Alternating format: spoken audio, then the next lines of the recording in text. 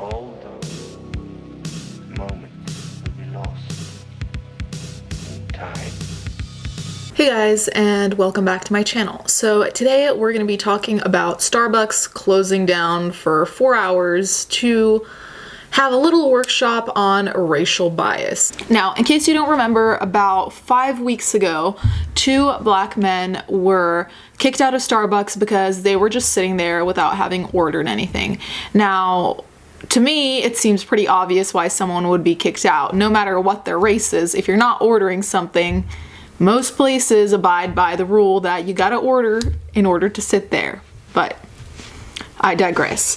Anyways, since this happened, essentially all of Starbucks freaked the fuck out. All the top people in Starbucks now want to rethink how they operate, which is fine, but to me seems extremely excessive considering that it's a generally accepted rule. You order or you leave. But whatever. Anyways, here we have an article detailing exactly what's gonna happen of life-changing in these 4 hours of racial bias training. Okay, so this article from ABC News reads, for 4 hours today, more than 175,000 Starbucks employees set aside the frappuccinos and espresso machines to learn how to avoid the kind of racial bias that many say led to the arrest of 2 African-American men for occupying a table without making a purchase. The most fundamental thing about sensitivity training is that you cannot make fun of a person for something or some action that they have done that they regret. You can only make fun of things that they have control over.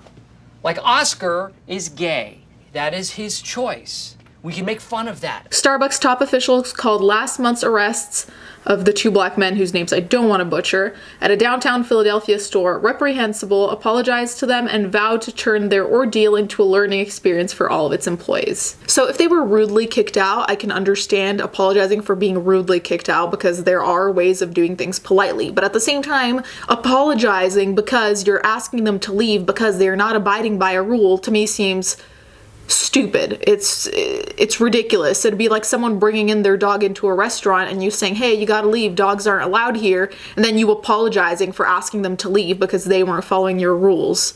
Like, in what world is that necessary? In an open letter to the Starbucks customers released today, the Coffee Giant's executive chairman Howard Schultz called the retraining the beginning of a new chapter in our history. In an interview with ABC News Today, Kevin Johnson, Starbucks chief executive officer, said the training was just one step in a journey to help the company weave an anti-bias mindset into the fabric of how we operate. He said the primary goal is to ensure a warm, welcoming environment to anyone who visits a Starbucks. Take a card, any card.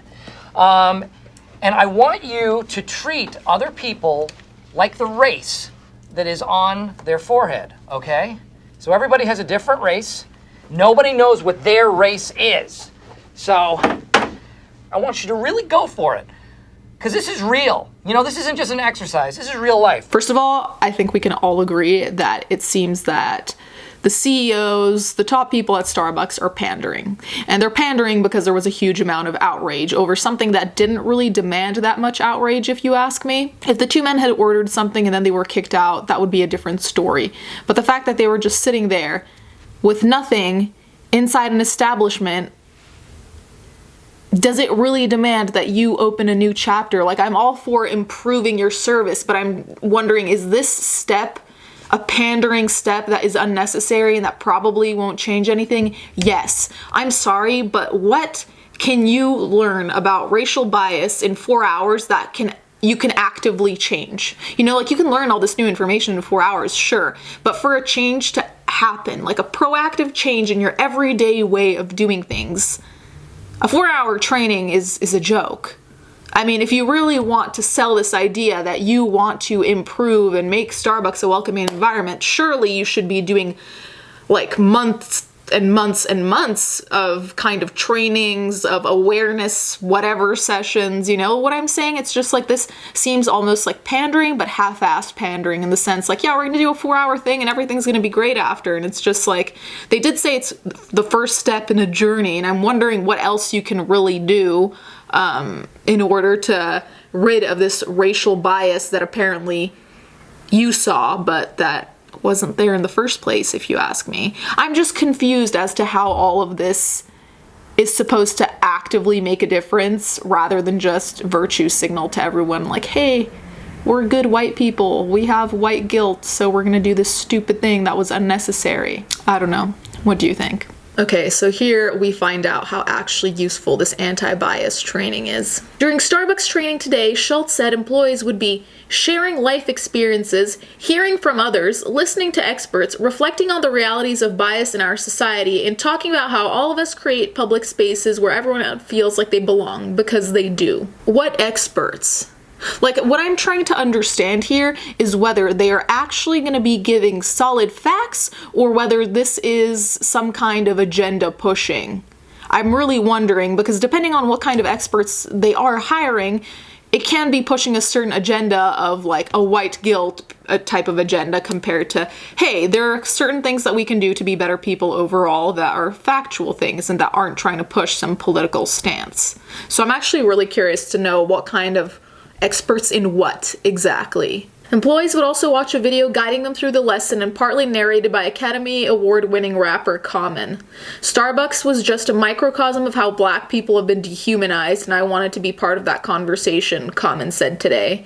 And on ABC News, Good Morning America. Starbucks was just a microcosm of how black people have been dehumanized. So I'm not denying racism, I'm not denying anything like that. But to take this particular silly little instance at Starbucks and link it to dehumanization seems not only inaccurate, but insulting to the actual dehumanization that has happened and does happen.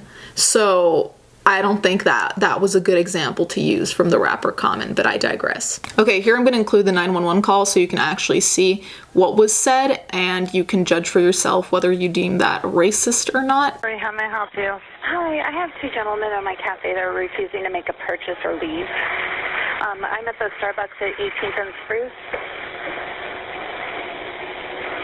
All right, please, I'll be on as soon as possible. Thank you. Okay, so here we have Philadelphia's police commissioner, Commissioner Ross, who explains the situation, and this is just a different perspective just so you have the full picture. Okay, so the video of the statement from the police commissioner is 6.5 minutes long, so I'm going to link it down below. Here I'm going to show you the relevant parts because he does give a lot of extra information that isn't particularly relevant to what we're talking about. These two males refused to leave, and the police were called.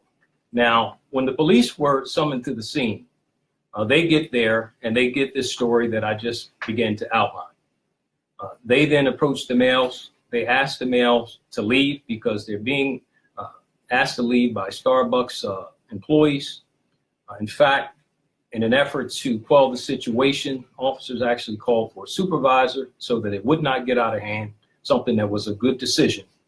And 3 different occasions, the officers asked the males politely to leave the location because they were being asked to leave by employees because they were trespassing. Instead, the males continued to refuse, as they had told the employees previously, and they told the officers that they were not leaving. When the call was initially made, the Starbucks employees had told the males that they were going to call police, and they said, go ahead and call police, we don't care. So police get there and they're confronted by the same type of attitude and repeatedly are told that they're not leaving. In fact, there's some alleged rhetoric about you don't know what you're doing, you're only a $45,000 a year employee or something to that regard. And so because these individuals refused to leave, because Starbucks actually called, the police did not just happen upon this event. They did not just walk into Starbucks to get coffee. They were called there for a service, and that service had to do with quelling a disturbance that had to do with trespassing. So I need to underscore the fact that these males were arrested. When they were arrested, they were taken out essentially without incident. There was no harm done to them. But after being transported to the police district in the area, the officers, after processing paperwork, discovered that Starbucks no longer was interested in prosecuting. And so at that point, those males were released from custody. It is important to emphasize and underscore that these officers had legal standing to make this arrest. But anyways, as I said, I think this is just a pandering, virtue signaling kind of BS move. I don't see it as genuine as much as it's a response to the public uproar after these two men were asked to leave because they hadn't made a purchase. I don't know why we're even still talking about this, why this was making headlines. Don't we have bigger problems? That's just my 2 cents. Anyways, guys, let me know what you think about all of this. Let me know if you think this was a racist act or if it was, you know, just for them to be kicked out since they didn't purchase anything. Anyways, guys, thank you so much for watching. Thank you to my patrons as always, and let's get right into the fan art.